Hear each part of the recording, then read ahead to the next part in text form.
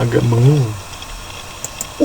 Ini sinyalnya orang. Enggak apa-apa. Kedengaran.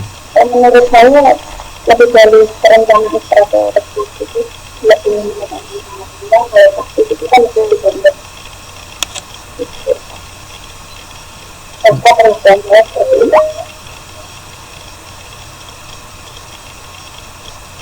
Oke. Ya, jadi gini.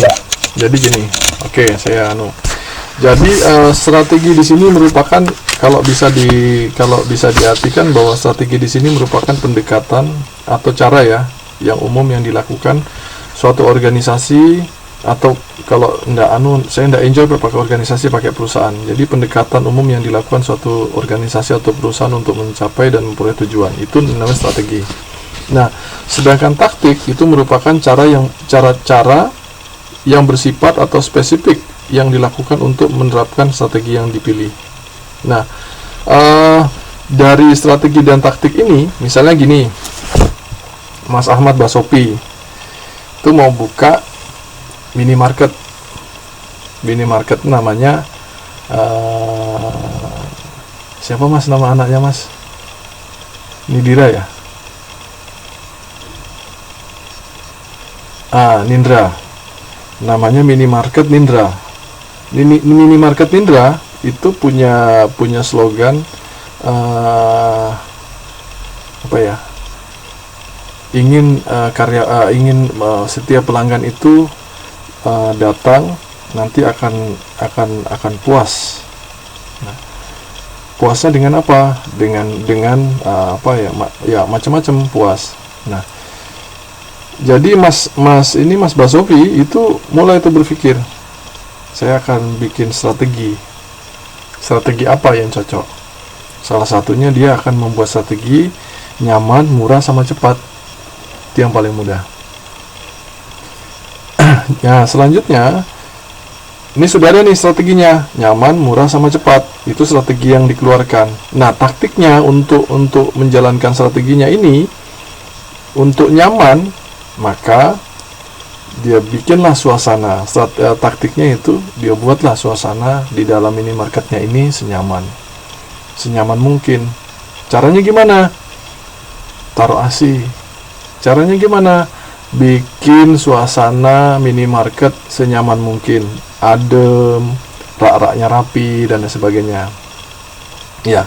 Nah, selanjutnya strategi yang dilakukan yaitu murah. Itu diskon Mas, itu murah, dia melakukan diskon tuh, kasih diskon, kasih promonya apa? Ya terserah, promo macam-macam kan banyak. Itu salah satu taktik. Strateginya murah. Selanjutnya strateginya cepat. Taktiknya gimana? Salah satunya itu ini bikin kasir tuh 2, biasanya kasir 1 kan, biar cepet. Itu kasirnya dibikin 2 meja. Nah, selanjutnya sediakan uang recehan. Ini juga membuat setiap pelanggan tuh enjoy. Kalau di tempat saya di Kalimantan itu kebanyakan kembalian itu pakai permen. Nah, itu betul Mbak Fitri. Tempat saya itu kasih permen. Alasannya mereka susah dapat uang receh. Itu alasan klasik. Kita lihat di sini bagaimana uang 1 NT saja itu mereka balikin. Nah, seperti itu, beli 2 dapat 3 ya, itu bisa juga ini Mas Nur. Nah, itu merupakan dari taktik. Strateginya apa? Yaitu tadi strateginya nyaman, murah, cepat. Taktiknya yaitu salah satunya itu tadi, suasana dibikin senyaman mungkin. Taktiknya setelah itu promo, terus habis itu kasir. Nah, bisa saja yang lain. Nah, seperti itu. Ya, betul Mbak Frida. Oke, sudah paham ya berarti kelas ini ya. Oke, lanjut. Nah, selanjutnya itu fungsi pengorganisasian. Ya. Di sini pengorganisasian, setelah para manajer menetapkan tujuan-tujuan dan menyusun rencana-rencana atau program untuk mencapainya tujuan organisasi, maka mereka perlu merancang dan mengembangkan suatu organisasi yang akan dapat melaksanakan berbagai program tersebut secara sukses. Pengorganisasian atau dalam istilah bahasa Inggrisnya yaitu organizing adalah penentuan sumber daya dan kegiatan-kegiatan yang dibutuhkan untuk mencapai tujuan organisasi. Di dalamnya include ada perancangan dan pengembangan suatu organisasi atau kelompok kerja yang akan dapat membawa hal-hal tersebut ke arah tujuan.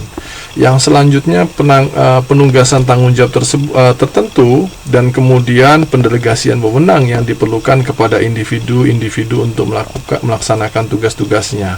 Nah, fungsi ini menciptakan struktur formal di mana pekerjaan ditetapkan, dibagi, dan dikoordinasikan.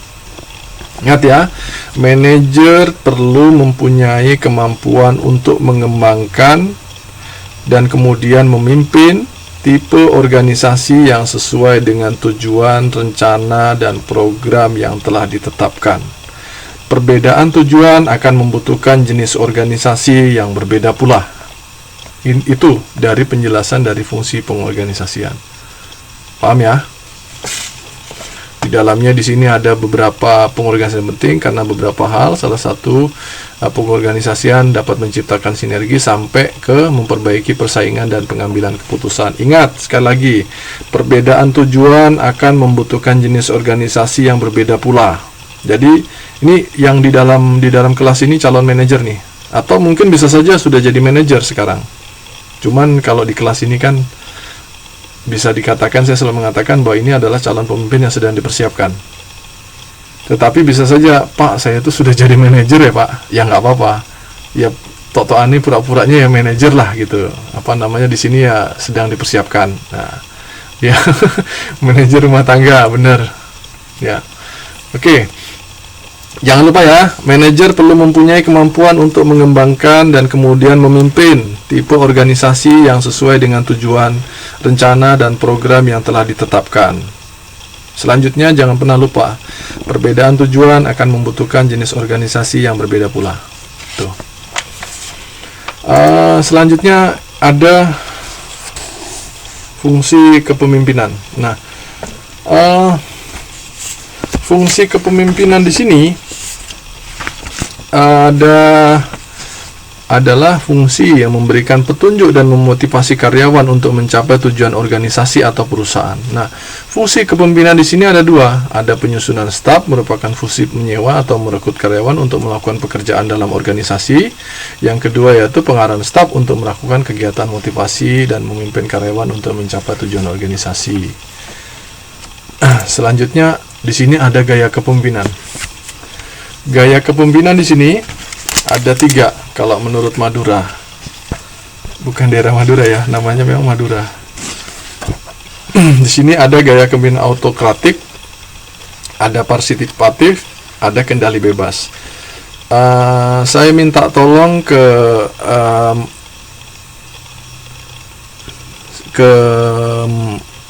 Mas Nur untuk menjelaskan kepemimpinan ini yang Madura 2007.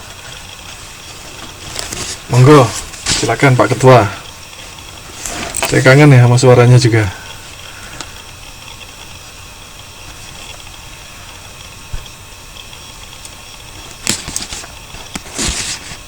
Mas Nur.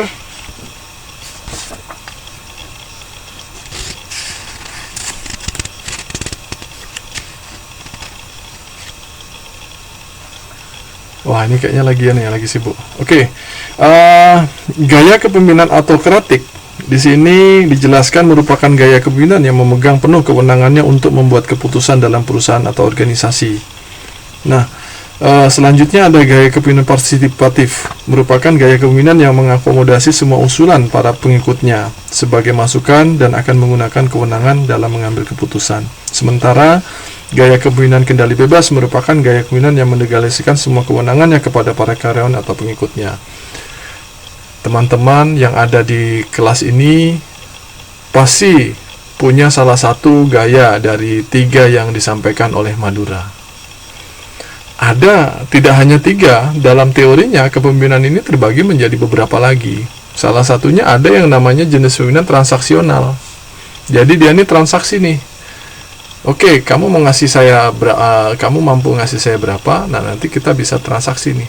Nah, seperti itu. Itu, ini penjelasannya. Nah, selanjutnya